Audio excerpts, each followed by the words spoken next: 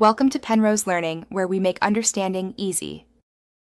You start by ensuring both SIMs are active and recognized. This prevents wasted troubleshooting later. Insert physical SIMs or activate the eSIM profile, then open Settings and go to Network and Internet. This is where the options live. Once there, enable Dual SIM or SIM Manager. Make sure each SIM has a clear label and signal. You do this now so the system can detect carriers and download required settings automatically, which saves time and avoids APN problems down the line. Once the manager shows both SIMs, pick your defaults. Designate one for mobile data and choose which handles calls and texts. This matters because some carriers limit simultaneous networks.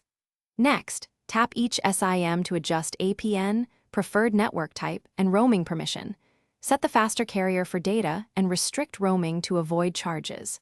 Then, assign a SIM per contact or app if you need specific numbers used for work versus personal. This lets you control usage without switching physically.